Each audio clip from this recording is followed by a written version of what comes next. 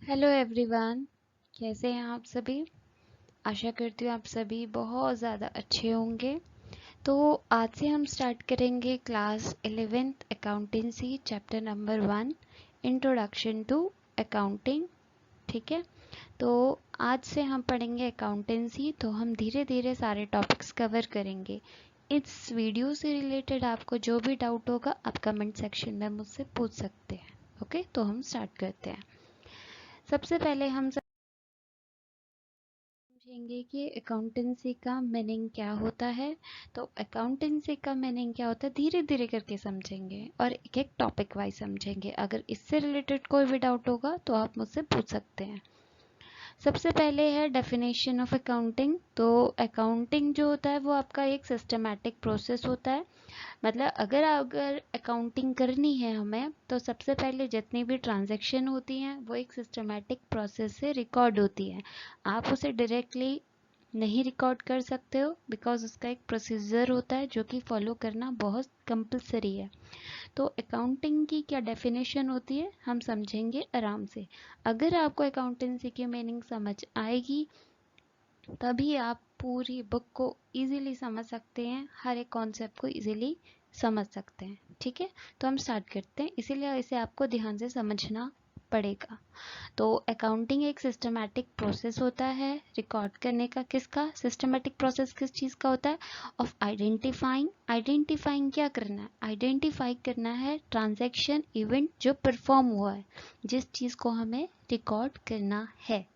ठीक है, सबसे पहले हमें आइडेंटिफाई करनी है ट्रांजैक्शन को कि ये रिकॉर्ड होगी या नहीं होगी। अब हम ये कैसे डिसाइड करेंगे कि इस ट्रांजैक्शन को पर्टिकुलर को हमें रिकॉर्ड करना है या नहीं?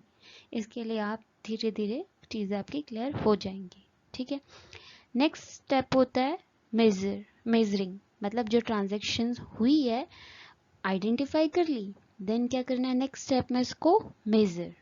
ओके, मेजर किस फॉर्म में? इन टर्म्स ऑफ मॉनेटरी या इन टर्म्स ऑफ मनी। अगर कोई भी ट्रांजैक्शन क्वालिटी फॉर्म में है मींस इमोशन बेस्ड है या बाटर सिस्टम बेस्ड है या विदाउट एनी मॉनेटरी ट्रांजैक्शंस है, सो आप उसको रिकॉर्ड नहीं करोगे। ओके, इस बात को ध्यान रखना। देन उसके बाद नेक्स्ट स्टेप क्या प्रोसीजर होता है? रिकॉर्डिंग। आपने आइडेंटिफाई कर लिया, देन मेजर कर लिया मॉनेटरी फॉर्म में। ओके राइट, दो हो गए आपके क्लियर। देन नेक्स्ट स्टेप आपको क्या चेक करना है? उसको क्या करना है आपको? रिकॉर्ड। जो ट्रांजैक्शन हुई है तो आप उसको रिकॉर्ड कर देंगे बुक्स में। ठीक है, जब आप रिकॉर्ड कोई भी ट्रांजैक्शन को करोगे अकाउंटेंसी में तो आपको एक बात का ध्यान रखना है, आपको proper date proper format follow करना बहुत ज़रूरी है।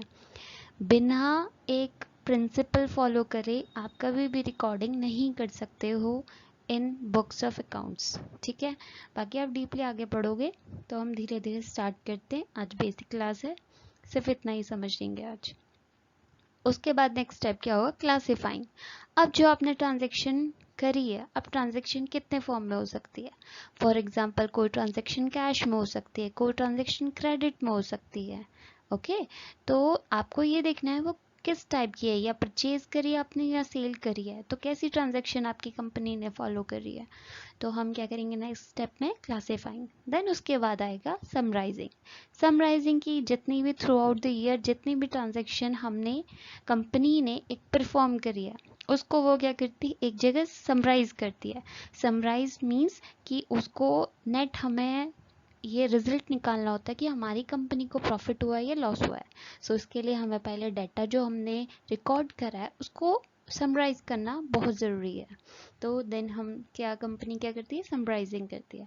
उसके बाद इंटरप्रेटिंग करते हैं। इंटरप्रेट करना मीन्स एनालाइज करना कि डेटा कैसे जो हमने समराइज किया है उसका नेट रिजल्ट क्या हुआ, कंपनी को प्रॉफिट हुआ, कंपनी को लॉस हुआ, या नो प्रॉफिट नो लॉस। ठीक है, उसके बाद जो सबसे लास्ट स्टेप होता है वो क्या होता है? जितना भी आपका प्रॉफिट हुआ या लॉस हुआ उसे क्या करना पड़ता है कंपनी को?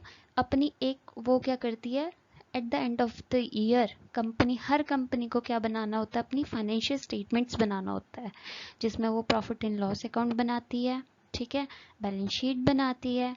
अब ये सब चीज़ें क्या होती हैं ये आप धीरे धीरे पढ़ोगे तो इतना ज़्यादा टेंशन लेने की ज़रूरत नहीं है, सिर्फ अभी सुन लो। उसके बाद आता है communicating financial information to the users.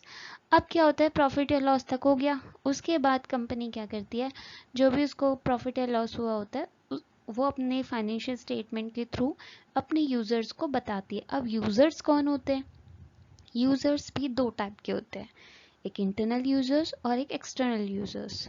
ठीक है, अब वो यूजर्स होते क्या है, ये डीपली आप आगे पढ़ोगे, मैं सिर्फ अभी आपको ओवरव्यू दे देती हूँ। यूजर्स होते हैं, फॉर एग्जांपल जब आपका रिपोर्ट कार्ड आता है स्कूल में, तो क्या होता है उस रिपोर्ट कार्ड में आप क्या करते हो, मैं एक रिपोर्ट कार्ड से आपको बताती हूँ। कंपनी का एक रिपोर्ट कार्ड टाइप भी होता है फाइनेंशियल स्टेटमेंट। ठीक है, तो रिपोर्ट कार्ड क्या होता है कि आपने साल भर में कितने कितने सब्जेक्ट में कैसे कैसी आपकी परफॉर्मेंस रही है, वही होता है। उसके बेसिस पे एक नेट रिजल्ट आता है कि आपकी कितनी परसेंटेज है या कितने आपने किस हिसाब से परफॉर्मेंस दी है थ्रू आउट द ईयर। उसके बेसिस पे लोग या आपके रिलेटिव्स आपको जज करते हैं, फॉर एग्जाम्पल कि ये बच्चा नालायक है, ये होशियार है। सो उस हिसाब से यूजर्स हो गए, वो आपके जो रिलेटिव्स हैं ना, वो यूजर्स हैं, वो उस हिसाब से आपको जज करेंगे। ऐसे ही फाइनेंशियल स्टेटमेंट्स होती है कंपनी की, और यूजर्स होते हैं जो कंपनी को जज करते हैं या कंपनी को में उस हिसाब से इन्वेस्टमेंट करते हैं, कंपनी को उस हिसाब से लोन देते हैं। तो ये इंटरनल और एक्सटर्नल यूजर्स होते हैं। सो यूजर्स इस प्रकार के होते हैं।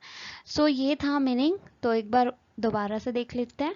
अकाउंटिंग एक सिस्टमैटिक प्रोसेस होता है, identifying, measuring, recording, classifying, summarising, interpreting and communicating financial information to the users। और आपको एग्जाम में ऐसे ही सिस्टमेटिक वे से ही लिखना है, आप कोई भी चीज़ ऊपर नीचे नहीं कर सकते हो, बिकॉज एक फॉर्मेट होता है, विदाउट फॉर्मेट अकाउंटिंग पॉसिबल नहीं है। सो आज हमने सिर्फ एक बेसिक मीनिंग समझा है, बिकॉज अभी ये नई नई क्लास है आपके लिए, तो थोड़ा मुश्किल होगा। ठीक है, तो आप पहले इसमें बताइए कि इसमें आपको कोई दिक्कत है या नहीं है, फिर हम कल नेक्स्ट क्लास करेंगे। ओके, तब तक थैंक यू, बाय बाय।